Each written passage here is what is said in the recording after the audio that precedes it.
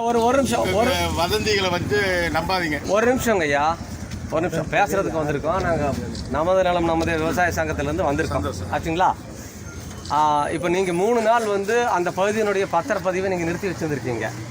இல்ல, பதிவு வந்து நடந்துகிட்டு தான் இருக்கு. யாரோ தவறான தகவல் கொடுத்துருக்காங்க. ஒரு நிமிஷம் வந்து 1-2 வந்திருந்தாலும் பதிவாகி பாய்ஞ்சிருக்கோம். சார், நாங்கள் ஒரு 4 நாளைக்கு முன்னாடி கூட வந்து கேட்குறோம்.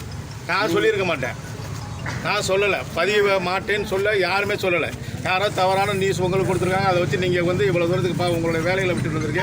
நல்லபடியாக ரெகுலராக இன்னைக்கு கூட பாஞ்சிருக்கு, அதை பார்த்துக்கணும். முதல்வர், மக்களோட முதல்வர் அன்னைக்கு நீங்கள் வந்து சொல்லியிருக்காங்க, நிறுத்தி வைக்க சொல்லியிருக்காங்க. நீங்கள் சொல்லியிருக்கீங்க, அப்பவே சொன்னீங்க. நீங்கள் அதுக்கப்புறம் தான் நாங்கள் வந்து பிரச்சனை பண்ணுறோம் அப்படிங்கிறதுக்காக தான் நீங்கள் எழுத்து வடிவில் நீங்கள் வந்து இன்னிலிருந்து பண்ற அப்படின்னு சொல்லியிருக்கீங்க. அதுக்கு முன்னாடி நீங்கள் 3 நாள் நிறுத்தி வச்சிருக்கீங்க. உங்க பேர் ஏங்க, ஒரு நிமிஷம் இருங்க. இல்ல என்ன நினைச்சிருங்க, இருங்க ஒரு நிமிஷம். இல்ல அவர் ஏதோ பெரிய இது மாதிரி நினைச்சிருக்காரு, ஜாக்கிரதை. சரி, இல்ல நீங்க ஒரு நிமிஷம், நீங்க பாட்டுக்கு போறாங்கறீங்க. இல்ல இருங்க செல்வம், செல்வம் ஒரு நிமிஷம். இல்ல நீங்க சொன்னீங்கல்ல, இன்னும்ல அவர் ஏதோ தலையாட்டிட்டு போறாரு. என்ன நினைச்சிருக்கீங்க? போலீஸ் உங்களுக்கு வந்து பாதுகாப்பு இங்க நின்றுக்கு நினைக்கிறீங்களா? இல்ல இந்த போலீஸ் மாரி எதுவும் நடக்காதுன்னு நினைச்சிருக்கீங்களா? நீங்க பாட்டுக்கு போறேன்னு தலையாட்டிட்டு போறீங்க. அப்ப எங்களெல்லாம் பார்த்தா உங்களுக்கு எப்படி தெரியுது? எப்படி தெரியுது? மாத்தி மாத்தி பேசிட்டு இருக்கீங்க. இல்ல இருங்க இருங்க ஒரு நிமிஷங்க. பேசிட்டு இருக்கும்போது போறாங்கறீங்க உள்ள, எங்க போவீங்க உள்ள? இருங்க ஏங்க, பேசாதீங்க. யாரும் பேசக்கூடாது. தலைவர் மட்டும் பேசாதே, யாரும் பேசக்கூடாது. இல்ல நாங்க பேசிட்டு இருக்கும்போது நீங்க தலையாடி இப்படி சொல்லிட்டு போனோம்னா அதை அப்படியே கேட்டு இருக்கிறதுக்கு எங்களெல்லாம் பார்த்தா உங்களுக்கு அப்படி தெரியுதாக்கு? கேட்கறது ஒழுக்கமா பதில் சொல்லுங்க. கம்ப்ளைண்ட் ரெடி பண்ணி வச்சிருக்கிறோம். இதே செல்வம் உங்க மேல எஃப்ஐஆர் போட்டு ரிமாண்ட் பண்ண ஞாபகம் வச்சுக்கோங்க. இல்லைன்னா செல்வத்துக்கிட்ட தொங்கிட்டு ஆன்லைன்ல கம்ப்ளைண்ட் ரெஜிஸ்டர் பண்ணிட்டு நான் ஹைகோர்ட்ல டைரக்ஷன் வாங்கிட்டு வந்துருவேன். என்ன நினைச்சு பேசிட்டு இருக்கீங்க? உங்க பேர் என்ன முதல்ல சொல்லுங்க. செல்வம் ஒரு நிமிஷம். முதல்ல அவர் வந்து சரியா நடந்துக்கணும் பாருங்க. உங்களோட இது கடமை என்ன? அவர் இப்படி காட்டிட்டு இன்னைக்கோட பண்ணிருக்கா போறேன் அப்படின்னு போனா பத்திரப்பதிவு தடை இல்லைன்னு அன்னைக்கு நம்ம சொல்லி முதல்ல அவர் உள்ள போறேன்னு சொல்லக்கூடாது. நாங்க வேலையில அதை வந்து திறமை நின்று இருக்கிறோமா?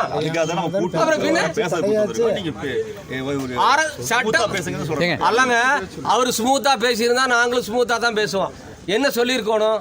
கொஞ்சம் நீ தள்ளி நில்லுங்க. நீங்க நடுவில் நிக்கிறத பார்த்தா ஏதோ நான் அவர் அடிச்சு போடுற மாதிரியும் நீங்க இப்படி குறுக்க நின்று இல்ல அவரோட முகத்தை பார்த்து உங்க பேர் சொல்லுங்க. செல்வ பாலமுருகன். செல்வ பாலமுருகன் ஒன்று தெரிஞ்சுக்கங்க.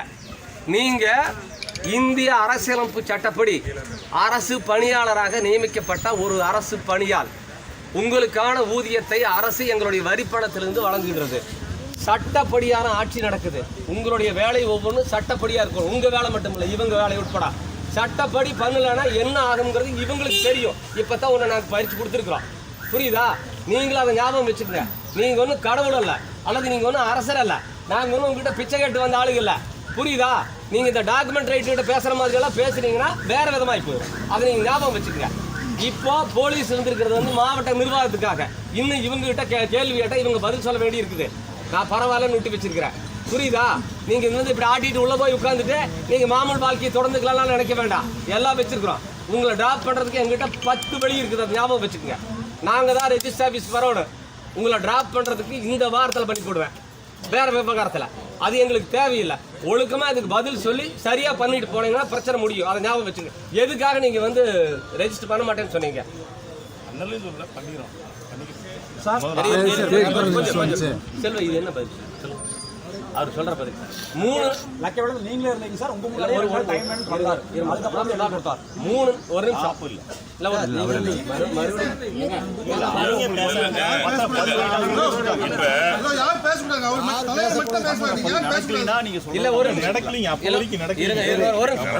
ஒரு நிமிஷம் இங்க பாருங்க. நான் வந்து ஜென்ரலா பேசுறேன். இவர் 3 நாள் பத்திரப்பதிவு நிறுத்தி வச்சது மட்டும் இல்லை, அதை பூரா இந்த 3 மாவட்டத்துக்கு நடத்தி விட்டார். ஈரோடு, திருப்பூர், கோயம்புத்தூர் 3. அதை நிறுத்துங்கப்பா. யார் இது? விளைவு என்னன்னா, இப்போ கிரைய அந்த 3 நாள் நின்னது மட்டும் இல்லை, பணம் கொடுத்து டோக்கன் கொடுத்துருந்தவங்க கிரைய மணி திரும்பி போயிட்டாங்க. இப்போ என்ன சொல்றாங்கன்னா, இதில் பிரச்சனை இருக்குது.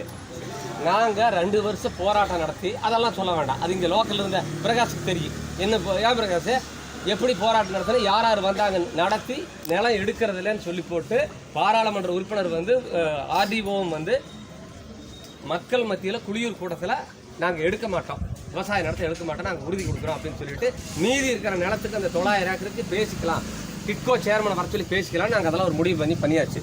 இயல்பு வாழ்க்கைக்கு திரும்பிட்டு இருக்குது. இந்த பிரச்சனைக்கு அப்புறம் அப்போ தான் ஒவ்வொன்றா வர்றாங்க. நீங்கள் அன்னூர்லேருந்து கோயம்புத்தூர் போகிற வழியில் 1/2 கிலோமீட்டர் தாண்டா ஏக்கரா 1 கோடி ரூபா, மெயின் ரோட்டில் வந்தால் 3 கோடி ரூபா 4 கோடி ரூபான்னு போகுது.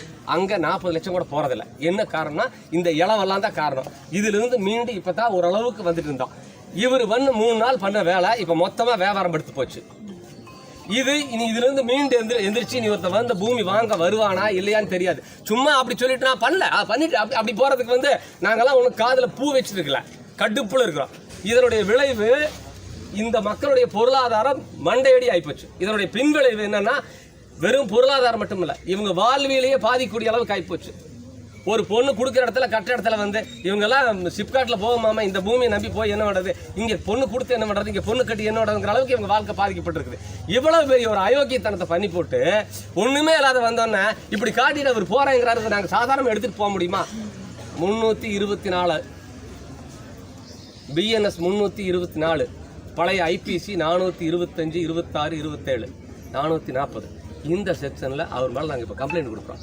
நீங்கள் FIR போடணும். இந்த கூட்ட அப்படியே அங்கே ஸ்டேஷனுக்கு வரும். அவர் போகட்டும். நான் என்ன சொல்கிறேன், எதுக்கு பேசுகிறதுக்கு கூப்பிட்டேன்னு சொன்னேன். இதெல்லாம் பண்ணுறதுக்கு இதெல்லாம் தேவையில்லை, நாங்களாம் அங்கே உட்காந்து பண்ணிடலாம். நீங்கள் பண்ணலன்னு சொன்னால் ஆன்லைனில் ரெஜிஸ்டர் பண்ணி போட்டு ஹைகோர்ட்டில் ஒரு டேரக்ஷன் வாங்கிட்டு வந்துடலாம். ரொம்ப நேரம் ஆகாது. எங்ககிட்ட எவிடன்ஸ் இருக்குது. அவரெல்லாம் நான் சொல்லலை அப்படின்னு சொல்கிறதால ஆகாது. ஒரு வாய்ப்பு, செஞ்ச தப்பை திருத்திக்கிறதுக்கு ஒரு வாய்ப்பு. பாதிக்கப்பட்ட மக்கள் இருக்காங்க, அதுக்காகத்தான் பாலமுருகன் சரிதானே சொல்கிறாங்க, பாலமுருகனுக்கு ஒரு வாய்ப்பு கொடுத்துருக்குறோம். இந்த பஜனையெல்லாம் பாடிட்டு இருந்தால் அது மற்றவங்க கிட்ட நடக்கும், எங்கிட்ட அதெல்லாம் நடக்கவே நடக்கும்.